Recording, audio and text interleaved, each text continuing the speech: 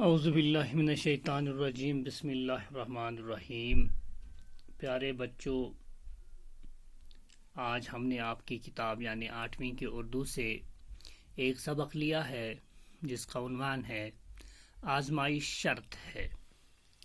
یہ آپ کی کتاب کے صفحہ نمبر 65 یعنی 65 پر یہ لیسن ہے۔ یہ ایک کہانی ہے۔ میں اس کہانی کو پہلے آپ کے لیے پڑھتا ہوں، پھر اس میں جو وضاحت طلب جو چیزیں ہوں گی ان کی وضاحت کریں گے۔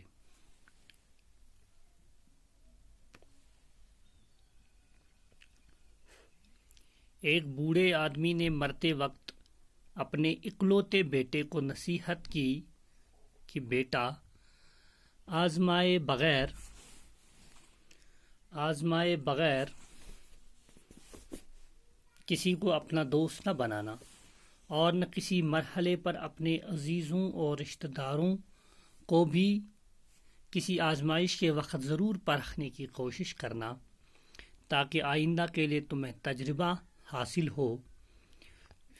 کچھ دنوں بعد بوڑھا مر گیا اور بیٹے نے باپ کی باتوں کو آزمانے کے لیے اپنے بیوی اور اپنے قریبی دوست کی آزمائش کا تہیہ کر لیا۔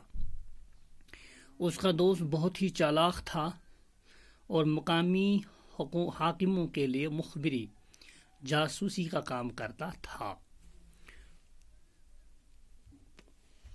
وہ اس نوجوان کے گھر بھی آیا جایا کرتا تھا اور اس کی بیوی کو بھابھی کہہ کر پکارتا تھا۔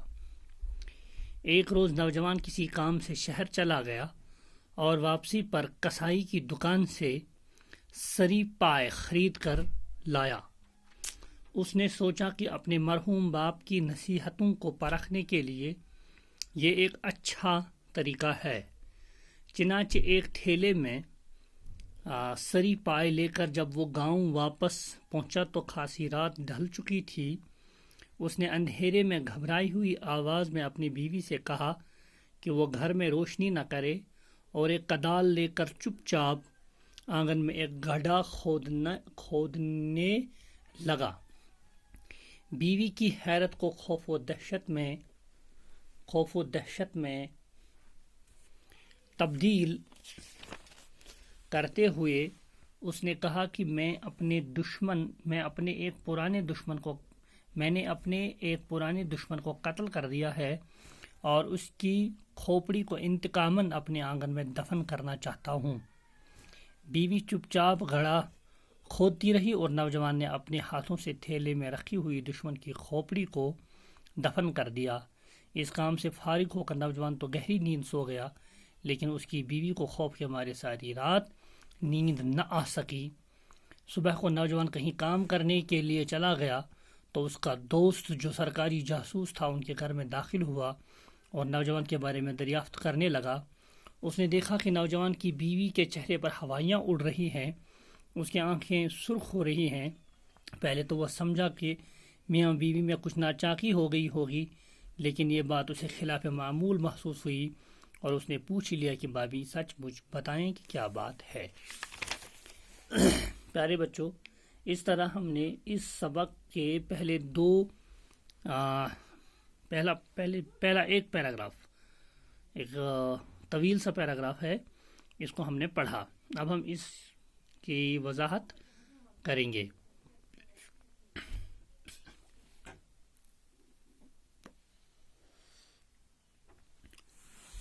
ایک بوڑھے آدمی نے مرتے وقت اپنے اکلوتے بیٹے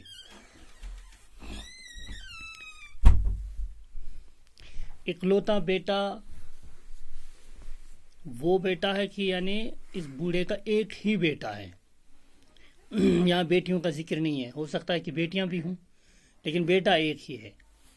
اکلوتے بیٹے سے مراد ہے کہ بیٹا ایک ہی ہے، یعنی بیٹیاں اور ہو بھی سکتی ہیں لیکن بیٹا ایک ہی ہے۔ کہ نصیحت کی کہ بیٹا آزمائے بغیر کسی کو اپنا دوست نہ بنانا، اور کسی نہ کسی مرحلے پر اپنے عزیز کا مطلب ہوتا ہے جو پیارا ہوتا ہے، اور رشتہ داروں کو بھی کسی آزمائش کے وقت ضرور پرکھنے کی کوشش کرنا۔ پرکھنا یعنی کسی آزمائش سے گزارنا، تاکہ آئندہ کے لیے تمہیں تجربہ حاصل ہو۔ کچھ دنوں بعد بوڑھا مر گیا اور بیٹے نے باپ کی باتوں کو آزمانے کے لیے اپنی بیوی اور اپنے قریبی دوست کی آزمائش کا تہیہ کر لیا۔ آزمائش، پرکھنا، تہیہ، ارادہ۔ اس کا دوست بہت ہی چالاک تھا اور مقامی حاکموں کے لیے مخبری، جاسوسی کا کام کرتا تھا۔ مخبر، خبر دینے والا، خبر رساں، جاسوسی کا کام کرتا تھا۔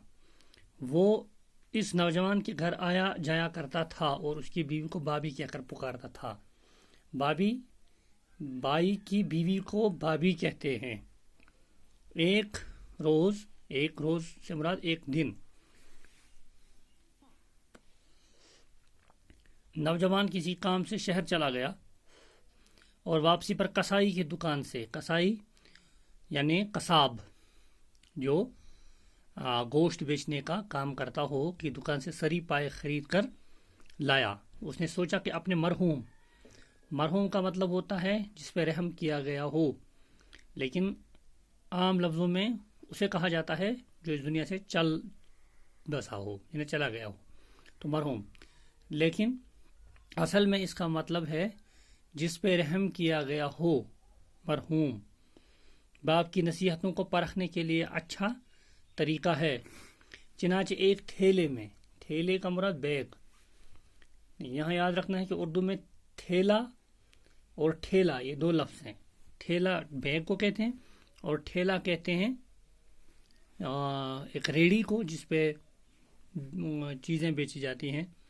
لیکن جب وہ گاؤں واپس پہنچا تو خاصی رات ڈل چکی تھی۔ اس کا مطلب ہے کہ نصف شب تھا، یعنی آدھی رات ڈل چکی تھی، آدھی رات گزر گئی تھی۔ اس نے اندھیرے میں گھبرائی ہوئی آواز میں اپنی بیوی سے کہا کہ وہ گھر میں روشنی نہ کرے اور ایک کدال لے کر چپ چاپ آنگن میں ایک گڑھا کھودنے لگا۔ کدال ایک اوزار ہے، جیسے ہمارے یہاں ہوتے ہیں، جسے ہم اپنے کھیتوں میں کام کرتے ہیں، اپنے ساگزاروں میں کام کرتے ہیں، تو وہ لے کر اٹھا اور آنگن میں ایک گڑھا کھودنے لگا۔ تو آج اس سبق کو ہم یہیں پہ چھوڑ دیتے ہیں۔ انشاءاللہ اگلے سبق میں، اگلے